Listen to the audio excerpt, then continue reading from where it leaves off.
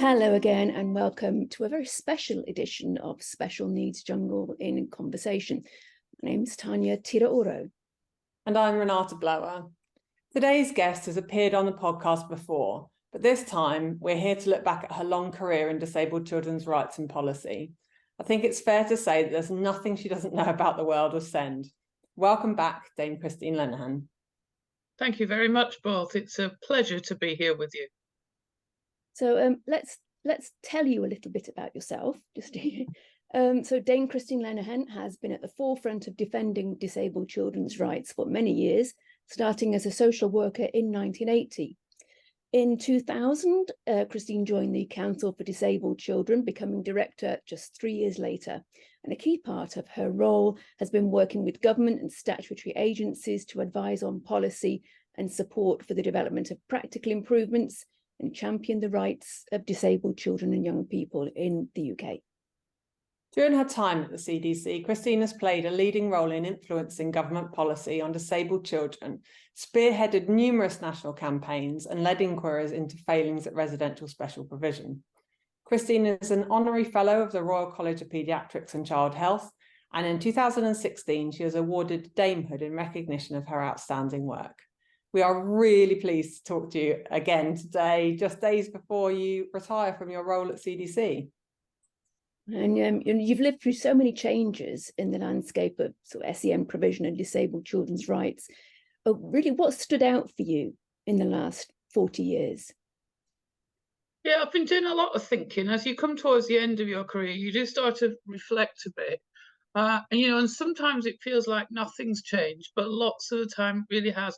I think one of the most fundamental changes is actually the engagement of parents. You know, when I was first a social worker and first worked in services, people had meetings and then told parents what they were doing. There was no concept of a partnership with parents.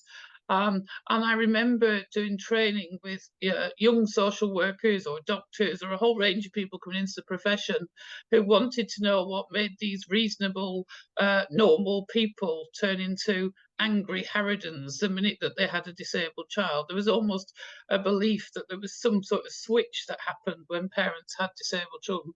And trying to explain to professionals that the reason that happened was the fault of the system, not the parent.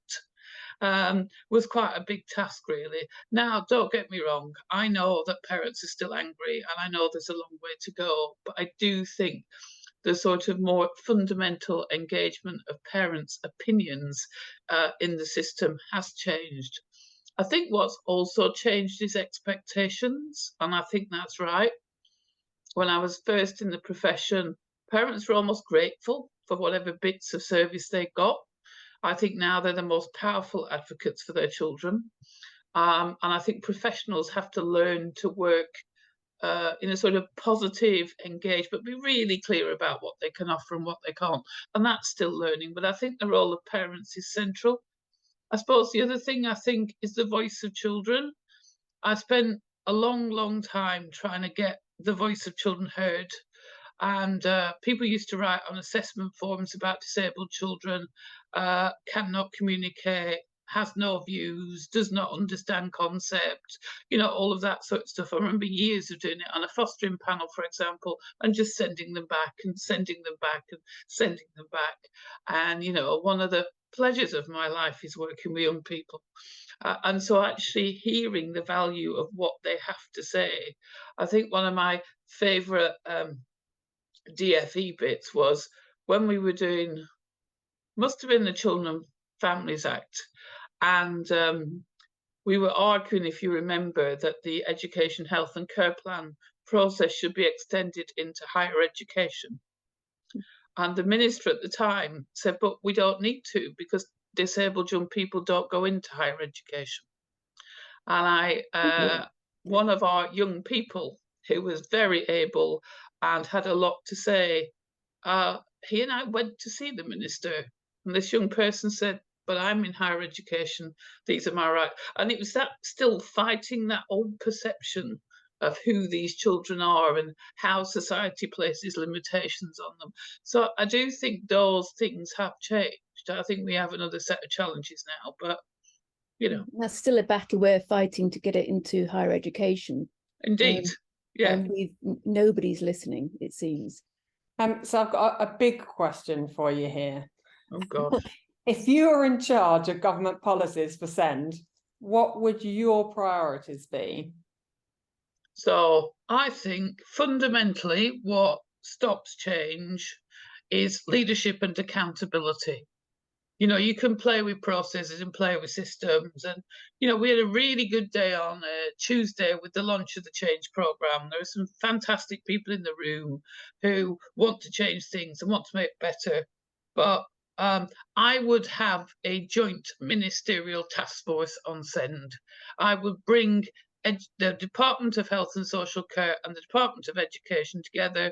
I would lock them in a room and I would not let them out until they had come up with a sensible policy on integration and understanding each other's priorities and how that system works together. Now, I'm not saying that is the fault of individuals. You know, I worked out yesterday, I think that I've worked with 35 children's ministers now. You know, so it's something about churning the system of all parties in all ways. You know, and the Department of Health is a massive department, and its life is about older people and challenges and everything else. But somehow or other, trying to get that joint up from the very top, in the same way with the inspections of residential services, for example, the biggest plea, or one of them, is that Ofsted and CQC also join up and sit in a room and understand. So for me, that's the key. And then you model that at the top of the system, and the rest should fall out of it. I think would be a fantastic idea. I mean, I think our frustration is the turnover of ministers. It feels like someone just gets their feet under the table, just starts to understand what's going on, and then they're off they go. So it feels like it's not a priority because of that turnover. Yeah, it's interesting. The vast majority of them, we've had the odd strange one over the years, if truth be known, but the vast majority of them, as they're there, are interested and engaged, as you say. But, you know, I've spent years and years saying to my staff, you know, if things stop being logical, it's because they're political. And when they're political, the rules change, and we can't control the political rules. Believe me, I'd like to, but that's not possible. And so you're right, with each minister, you think, okay, what is our opportunity now? What is this person's specific interests, and where are they coming from, and what's the most we can get out of it, really? I mean, hopefully this minister will stay until the election, but let's see.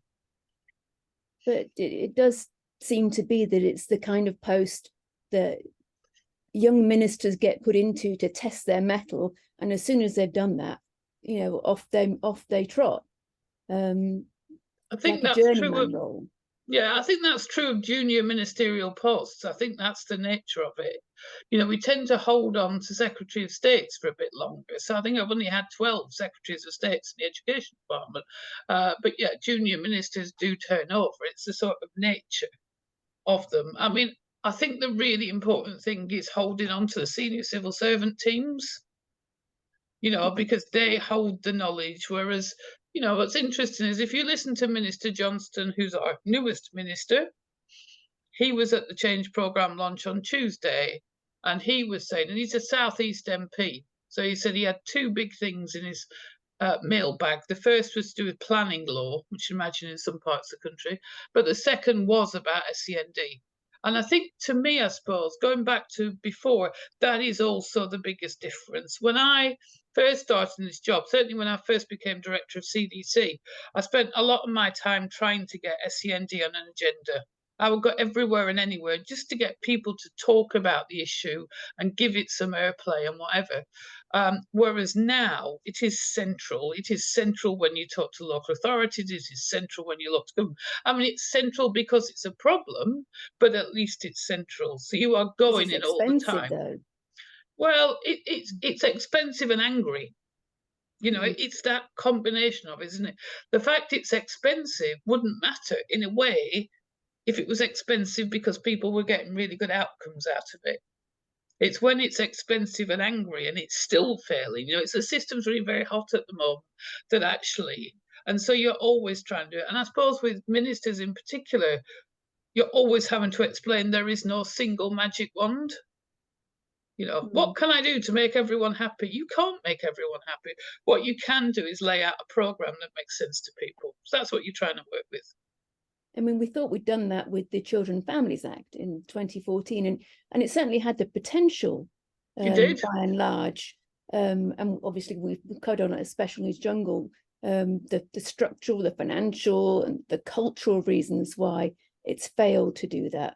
I mean, did you expect it to work when it was first passed? I mean, when did you realize it wasn't happening? And when you raised this issue with the government, as I know you did, what response did you get back? I think it's really interesting how fast things change, don't they? If you remember, when the Children and Families Act was going through, I had a number of worries. Do you remember Pathfinder local authorities? We were both on their Pathfinders. Well, there you go. So the Pathfinders, my worry was that a lot of the time the Pathfinders were trying to find the path. And we got into 1,000 flowers bloom, and I was thinking, we need it tighter than this and stronger than this. So there's a bit of worry for me about trying to get that right. There was a worry for me because the health staff were going through the Andrew Lansley reforms of the Health and Social Care Act. So their ability to engage in the Children and Families Act was limited because they didn't know what job they were going to be in 3 months' time. They didn't know what structure they were going to be in or whatever. So there was that change going on. Of course, what people forget now is when the Children and Families Act was going through, there really weren't multi-academy trusts and free schools. It was still the start of that change in landscape and education. So I think one of the challenges is that the landscape changed all around them. I think the second thing is we weren't serious about implementation. You know, when the Children Act 1989 came in, first big piece of law for me, first time disabled children were part of mainstream children's legislations, I can remember implementation. It was detailed. It happened in every team, in every part of the country. And, you know, you think about it, the Children and Families Act, I am still convinced that SEN casework teams do not have enough training and support in the law, for example, in how to work, in how to get through these things. And I think also there was a government mistake, which was all of the lovely stuff in the Children and Families Act, including Section 19, which was culture, which was my favourite paragraph, almost became secondary to a machine that said the only thing that matters is statements and EHC plans. And that sort of drove a way of narrowing down the ambitions of the Act. So I think it was relatively early we realised that things were not coming together in the way that we wanted. And I think there has always been a big gap in SEN support, in understanding those first stages of intervention and how they work and what happens. So I think that was a real challenge. It is interesting that we had started with government to gather some evidence about what was happening and what wasn't happening, whatever. People had started to work on that, I think. And then, of course, Number 10 announced the review that was to become the improvement plan. And then I think we had real challenges in the fact that we then hit pandemic. And, you know, the pandemic has left a real lasting legacy. I think we are still working in a post-pandemic era. So trying to get the changes in now and thinking that through. So yeah, I think the challenges were begun to be understood quite quickly. I think the other thing that we had at that stage, which started to change, was almost a very harsh wall between what are schools out here and where are children who are vulnerable, and trying to get the two of them together. I mean, clearly you've seen an awful lot of obstacles. You know, you've had to try and push through, and barriers you tried to break down in your very long career. How have you managed to keep yourself motivated to carry on despite the challenges? Because I mean, for those of us who have been in this game for a long time, sometimes it can feel like you're not making any progress at all. So what's kept you going? In a sense, it sounds a bit trite, but it's families and children. So, you know, and I also suppose it's how you understand change. You know, I have a real pleasure in my job of being able to hear the voices of young people and chat to families, look at progress and whatever. And I suppose what I'm always looking for is where that change is happening. So always understanding where there is good practice, what's happening. So you've got to believe in the art of the possible.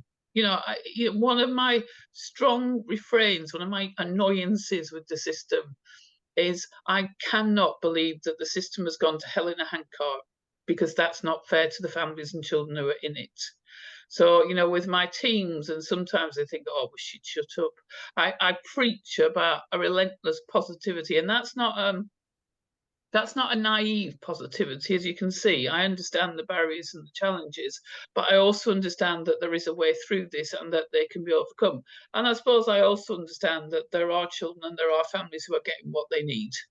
And so if they can get what they need, how do we model that other people get their need? And so, you know, on Tuesday, I was talking to a local authority that's had, endless struggles, as many of them have. And they've just got an award for digital transformation in their EHC plans. And I just said to them, that is brilliant, because one of the other things we do not do in the world of SEN, and I know you try it through a special needs jungle, but we don't celebrate success, because that's what gears people up, doesn't it? When I'm working with a parents group and they've made a breakthrough, when I'm working with a local authority, you want to say, wow, that's great, that's great. And if we don't celebrate the success of the system when there are successes, even if they're quite little, then how are we celebrating the achievements of our young people? Do you think that there's a platform that could be used to share good practice that doesn't exist at the moment? Yeah, I mean, the What Works in SEN programme is up, but it's a sort of academic platform. And that's right, because it's got to be rigoured and evidence and all the things you expect. And that's why Warwick University are the sort of academic souls behind it. But I suppose for me, I'd like to see more. I'd like to see an SEND awards program, an awards ceremony, or something that recognises. You know, you could have those categories, don't you, of the people who've made the difference, of the sort of joint commissioning stuff, of the modelling practice, of the whatever. And you know, it happens in lots of different parts of the public world, but it doesn't in ours. You know, if you compare the way we reward and celebrate to where the medical profession does, we seem to have endless awards and ceremonies and all sorts of things, which I occasionally get involved in. It's almost like people don't want to celebrate. So, yeah, to me, that's the gap. I mean, keep there are trying a to few, convince. with the Nason Live does one, and the CYP now does one, but maybe something central. Yeah, I think so. I mean, obviously, you know, we've been to both of those, but they're about the broad picture, aren't they? And rightly so. And sometimes you're sort of trying to get, because again, if you think about the need for a system to come together, you know, it's having that, and it's actually about really being clear about what we can achieve. You know, the conversation with the new minister the other day was to be really clear about what good looks like and then celebrate it. I have been trying to convince the DFE to put some money into this, but they've not bitten so far. Oh, maybe we can help. I mean, you talked about the improvement plan. What do you think the potential positives and the challenges there? I mean, we've obviously heard lately about the 20% cuts and the target that's not a target, and there's controversy over that, and also the other issues that parents are not very keen on. But for yourself, what's the potential of it, and how might it not work? Well, the potential of it is about foundations, really. For me, it is about the first job that those change programme partners have to do, and they were all very enthusiastic the other day, is they have to come up with proper local inclusion partnerships. They have to understand. So if you take something that should be simple that really isn't, but will make a difference, even if it sounds boring, it's about data. They have to be able to come together. So one of the things we've been looking at is waiting lists for community therapy. They're too long, far, far too long around the country. But how long? For whom and why, we don't know, because the data is not good enough. So if you can actually get those partnerships together with the right people, and we are able to have a real foundation, a really good joint strategic needs assessment, which has to be co-produced with families, which has to say, what are the needs of the children in our area, and how close are we to meeting, and what does it look like? So there's something about the sort of underpinning foundations of things that work, which sound technical, but are really quite important. So having those in place will help. I think trialing a EAC plan central format is a really helpful thing. I want government to be brave. I want a full consultation on it, so we're really clear what it is and what it does. And I want to be confident that the tribunal judges see it as a legal document and are happy with the format, because so much of our wasted time at tribunal is about arguing about, did this format get filled in and have we got the right bits in the right place?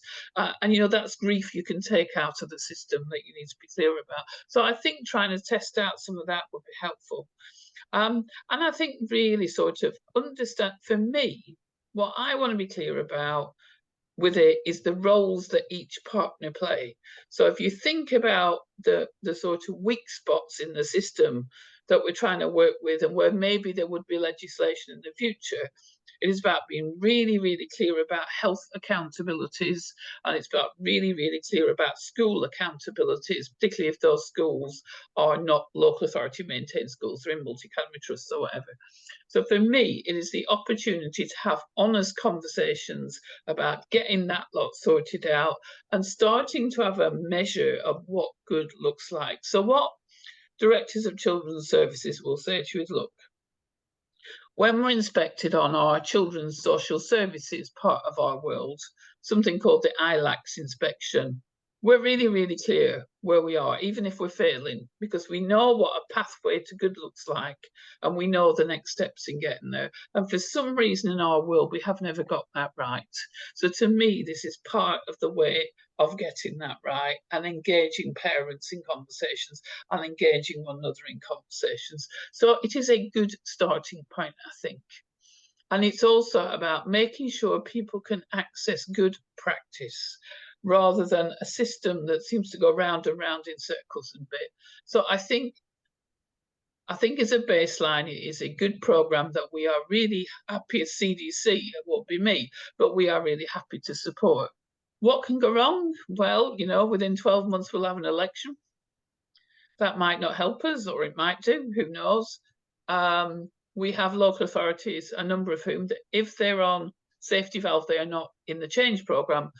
But obviously we have a number of local authorities who are approaching financial bankruptcy, so trying to understand what that does and how that works. And I suppose the big thing to me is, culturally, have we got this in the right place? So much of what we do, so much of what we try and get right is that culture. So, you know, one of the reasons we've done a lot of work with Rochdale, for example, is I think Rochdale have had one of the strongest cultural journeys that we've been on, as we've worked from the outset with parents, from the outset with Joint Commission staff from across health and care to look at what is our cultural journey. So if people think the answer is forms and processes, we're going to be in trouble. If people understand the cultural change required, then we have a real chance of winning. Well, I think that obviously culture, we would definitely agree with that, but the biggest risk to me, as apart from that, is resource, not just money, but also workforce. You know, if you're going to be putting ordinarily available provision and hanging all your hopes on that, but you don't have the training in place, and you don't have the educational psychologists or the speech and language therapists, how is that even going to work? I think there's certainly a challenge on workforce. I'd be a fool to tell you that there wasn't, when everyone knows there is. But there is some money that goes in the programme, and that's about buying capacity and space and support. And, you know, it's the conversation I was having the other day at SEC. If you think about educational psychology, which is a fairly limited resource, you know, government's got all sorts of programmes to get more of them, but it's also about being creative in the way it's used.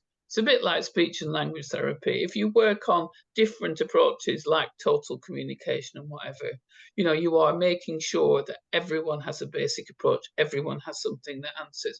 And obviously in each of the 9 areas, there is something called the ELSEC program, ELSEC, and I always get it wrong. Early language support for every child. I think that's what it is. So that is a focused support in those areas, really to test what is it we can do about speech and language and whatever. So yeah, there are no magic ones on the fundamental problems, but there should be a creativity and a capacity to understand them. And remember that part of the goal of this program, the reason that everything looks like it ends, you know, if you are in a contractual world in March 2025, is that is the end of the comprehensive spending review period. So what that means is the government is not allowed to spend money or, you know, to spend money ahead of a review of all finances. And that's important for us, not for the technical reasons of complexity in the Treasury, but because also partly this programme's goal is to be able to answer that fundamental question, which is, what is the resource in the system and what's missing? And if we could get new resource from the Treasury, what would we do with it to make the most difference? And that's one of the central goals of this programme. Talking of difference, you're leaving behind you quite a legacy. I mean, you've been at the forefront of groundbreaking research and policy change throughout your career. Out of everything that you've achieved, which achievement are you most proud of? That's a really hard question. I think on a sort of journey, when I first started in policy, so my reasoning for my world has always been about where do you have to be in a system to make the greatest influence, to make the differences for families and children. And I suppose when I first started, the big thing was about the 1989 Children Act, because when I've been trying to run services before that as a social worker and a social work manager, I couldn't do that under children's services legislation because disabled children just weren't in it. So that recognition, you know, I can go back as far as, you know, children not being educated, or so, you know, I mean, for me it was about getting that central recognition, and the whole of my journey has been about an increasing picture of citizenship and belonging for families. So it's the times when I've been able to make that happen, I suppose. And that's not the endless meetings about process or whatever. As you say, it's about the times when you think, yes, I can do that. So one of them would be about the fact that when I was asked by the Department of Health to look at children in inpatient mental health and learning disabilities settings, I worked with a really powerful group of parents, you know, and they were hard work when I first met them, but they were really clear. And I went round these settings and I realised that there was no one working with parents and children. There were no services that supported these children once they'd been admitted to be discharged. Children were being moved between settings and families weren't being told. And so I made a recommendation in that report for a key worker service, to bring key working in, to bring that central thing in. And, you know, when you then see that in writing and you see it accepted, I've seen the difference that service makes. It's stuff like that. It's those small differences to those families that in the end, nobody will know that was my suggestion, but the outcomes for those children will be, you know, much, much better than they ever were before. And I suppose finally now it's about trying before I go to do enough work on the children who were abused in the Hesley Doncaster schools to be able to go to government and say, right, we have now set the platform for this. I am telling you now, if you don't implement, A, I'll come back and haunt you, but B, these children will be abused again. So it's being able to do those things, I think. I'd like to actually say I was on the pilot implementation group for the key worker scheme, Right. and it is possibly the best feedback we've had for Good. any of these pilots that we've done from families. It has made such an extraordinary difference that actually we've just started looking at how we can capture just why this works so well, and to see if we can pick up that positive practice and apply it elsewhere. Excellent. Yeah, so no, it certainly in my area anyway, it has been life-changing for many families. Yeah. So. You've been around a long time, as we've said, and you work, as we know, quite closely with government departments. How do you keep that separation and avoid kind of, I hesitate to say the word institutionalized, but you know what I mean? No, is buying what they're saying as being without and maintain your skepticism. It's not necessarily skepticism, it's my integrity. You know, what I do is I put my integrity on the line and I don't cross it. So, you know, I've always been very clear that I am a critical friend to government. I'm very, very clear to my staff, drivers and crackers, that we might be paid to give advice and government isn't paid to take it. That's fine, we do that as well. I'm also clear that I am not a civil servant. I am not paid to defend the indefensible. You know, if you're a civil servant, your job, and lots of the civil servants I've worked with are brilliant, but their job is to be the mouthpiece of government and to, you know, support government policy. That's not my job. My job is to support government policy when it is likely to increase the outcomes of the best outcomes for disabled children and their families. And a lot of the time, as you know, Tania, you've seen that work inside. A lot of the time, my concerns about developments or policy or whatever happen internally. You know, I have some very frank conversations with people, but I maintain that line. So, you know, I have spent the last whatever saying, I don't understand national standards, you need to explain them, they don't make any sense to me. And I will keep doing that until I can be clear why something's happening and whatever. And another example of that, I suppose, is that the National Children's Bureau, which is what the Council for Disabled Children is part of the Attendance Alliance. Government are very, very keen on attendance, but we have refused to sign up to 100% attendance because I do not believe at the moment that schools are equipped or sensitive enough to take on 100% of pupils. So it's being able to hold that, and I suppose it's also being able to hold that with evidence. You know, it's not just me saying it. It is about the evidence I have, because I always read Matt Keir's blogs. You know, it's the evidence I get from the system, from people like you, from the groups that I work with and whatever. So you're going in really clearly to government. And in the end, if government decide to do something you don't agree with, you have to say, well, that's up to you, but we ain't defending it. Well, it does seem that a lot of the things they came out with for the improvement plan are not built on evidence.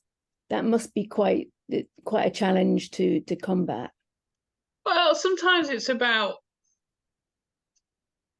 you know, sometimes it's about then helping them understand the evidence, isn't it? Or helping them understand implementation. So if you take a recent example, you know from your parents and whatever, the issue about mandatory mediation, which, you know, some of the rest of us thought was a bit of an oxymoron, really. It's not going to be mediation, it's mandatory. And now you can see the government moving towards a different approach on strengthened mediation, because actually good mediation is a good thing. Good mediation, when it's done well and it works, makes a difference. So it's about being able to tease out. Sometimes government knows where it wants to go, but it sort of has sometimes a sort of slightly ham-fisted way of how to get there. Now, we've spoken a little bit about the importance of amplifying the voice of parent carers and their families. And we're seeing more and more sort of parental campaigners now, thanks to social media. So what advice would you give to parents who are new to campaigning about how to get their voice heard in the most efficient way? I think some of it is about learning from those who've been at it a while. So, you know, the work that you do, for example, the work that the Disabled Children's Partnership does or whatever, because I think the challenge, I think, for anyone coming into the system is actually they just don't realise how complex change is. You know, so you come in and you think that what you want to achieve is really simple. And then people keep putting barriers in your way of changing it. And you can't work out why those barriers are there. And you also sort of, because you're new to the system, you don't know what's gone before. And you can't know what's gone before. So what you want to be able to do is harness people's enthusiasm. You know, I want people to be enthusiastic about the system. I want them to be the best advocates they can be. But there is a learning process in that. So it's something about being able to tune in and learn. So I know that as an organisation, makes you sound very grand, but you know what I mean. As a group, you have worked hard to understand those new alliances coming through and whatever. And it's a really hard world, isn't it? Because you don't want to be able to say to people, now we tried that and it didn't work, because that's not helpful, is it? But you do want to say to people, look, let us help you understand the sort of framing of the system and what's possible. And I suppose for me, it's trying to work out what people want to achieve. So for their own children, can we help them get the results they need? Can we make sure they use information, advice and guidance services, NDS services for their own child? And how can you help people resolve that? There's a bit about the work that people want to do in a local area. How can we make services better in Cornwall or Lancashire or whatever? And how they use local groups and local campaigning. And then the issue about how people want to make change nationally. And so I think it's about helping people think through what is the change they want to make. And, you know, when I take parents to see ministers, and all sorts of ministers do things differently, you used to have to say to parents, if you want tea and sympathy, that's fine. That's what you're going to get. But actually, if you want change, let's have a think about what that change is that's in that ministerial gift. So it's also really about trying to help people hone in on change. But really, for anybody starting out, please learn from what's around you. You know, have a look, do a bit of research, look at what's on Special Needs Jungle, look at what's in your local area, and really think about the change that you want to make. You know, I used to do complaints work at one stage, various lives. And I used to have to say to people who were really angry, look, if you want the head of social services on a plate, that's lovely, but it's not achievable. So actually, what is achievable and what would make you feel rightly that you had been listened to and that change was possible and was moving? And often people haven't got that thought at that moment because they are, as we know from many parents, just so angry at the injustice of what's happened to them. And it's been able to hear that anger, isn't it? And then take people beyond it. Mm. I think there's a lot to be said for us being stronger together as well. Yeah, and absolutely. having little disparate groups actually can water down the message rather than kind of like make it more powerful. Well, you know, if in any campaign, the easiest reason for government not to listen to it is to say, well, you can't agree amongst yourselves, what do you expect out of us? And, you know, there will be an election in the next 12 months. It's a really fundamental part of time to look for change. And you're right, if we can think between us on what are the key messages for any government coming in and the change that we want to see, then that's critical. You know everybody in the SEND sector. You must know everybody. Who has actually inspired you along the way? Oh, yes, that's a good question. I suppose when I first started, it was Philippa Russell, who was then the director of the Council for Disabled Children. And I used to look at her and think, how can I ever be like that? And I never was, because she's quite glamorous. But, you know, she was, you know, again, she seemed to know everyone, and she was able to make her point done in a way that wasn't excitable, whereas I am quite excitable and I've had to learn not to be. So there's a bit of that. I think there are certainly parents that I've worked with who've inspired me because, you know, I come home, I don't have disabled children. you know, I come home, I go and play in my garden, I've brought my kids up and whatever. But people who, the parents I've worked with who have, you know, really challenging lives, but always find the space and always want to do that. And again, don't give in. So to me, there's been something about that. And I think, you know, politicians are funny creatures.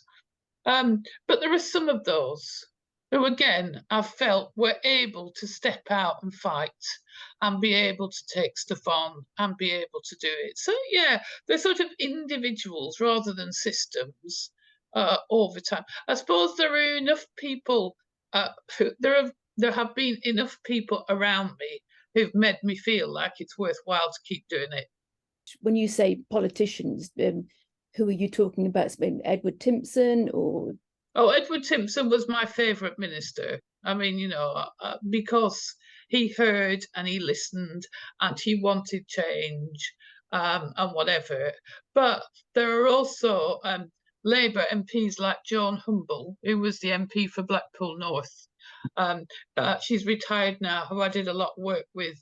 And she was just such a solid, focused, sensible constituency MP who really understood the lives of people. So sometimes it's at a sort of MP level when you're needing to talk to people. Sometimes it's at the sort of ministerial level, I suppose. So yeah, he for that. But it's you know, it's why I get annoyed when people talk about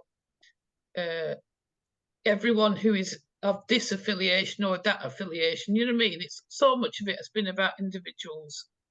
So you're officially retiring this week. Yay! or boo, depending on how you feel. But we know you're not going to relax because that's just not in your nature. So what's coming up next for you? So I have got some time off. I needed to stop and go away. So I'm going to do that. And then I'm going to come back after Christmas. And what I've been interested in looking at in a sort of different way is leadership.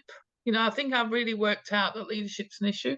So I've agreed to chair one of the improvement boards. So the new inspection system, as you know, is throwing up some real challenges in the system as a number of areas get a ruling of systemic failings.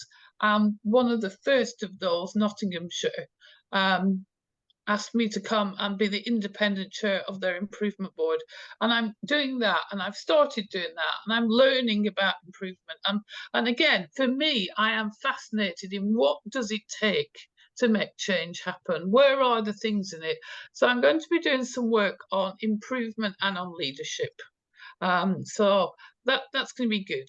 I want that. And I suppose in the change program stuff, while I am not full-time, I'm in a little box that's called specialist expertise, which means every now and again I can be wheeled onto a stage, I think, probably literally in the future, and be able to do things. So yeah, you can't quite let go, but it was still the right time for me to go and be able to move on and give other people some space. But yeah, to come back and do the things I'd quite like to do, maybe 3 days a week, and you know. But do you feel positive or hopeful for the future? I mean, you know, post-COVID, as you've said, we're seeing own needs increasing for, you know, many reasons. Are you feeling that there is a solution and children's lives in 5 years' time will be, their provision will be significantly better? I mean, it doesn't help children today, but how positive are you feeling? I think if I didn't believe that, I couldn't carry on. So I think so. I mean, I think there are massive challenges, and I would hope that at the next election that children would be the focus and that we should be campaigning for children, absolutely rightly. But I suppose I always believe there is enough space in the system to make a difference, because you know, if you're working with the system and you can't believe change is possible, then you shouldn't be doing it. Then why would you do it? Because you're not holding it back. And part of your role is to cajole and push and energize and, you know, help people believe, really. And I suppose, yeah, if I ever lost that, I would go back to just digging my garden. Dame Christine Lenehan, Director of the Council for Disabled Children, we'd like to thank you for joining us today in what is definitely a long week, and we'd like to wish you many, many congratulations on your achievements and your retirement. Thank you very much. And can I say that Special Needs Jungle is something that punches so far above its weight. It's fascinating. So the work that you do, so every time, probably every second or third post, I guess, I get a message very, very quickly. Have you read SNJ? Do you know what they're saying? Do you know what they're saying? Do you know what they're saying? So actually what I'd also say back to you is don't underestimate your own power. You're a really, really important part of supporting changing the machine. And that's exactly the sort of things it needs. Thank you. Thank you. And just for everybody else, don't forget to do the like and subscribe thing for the podcast. And if there's someone you think we should feature, do let us know. But Christine, from me as well, thank you for your friendship and guidance as well over the years. It's really been invaluable. Thank you very much. And again, once again, thank you to Christine, and thank you to you for listening. Thanks very much.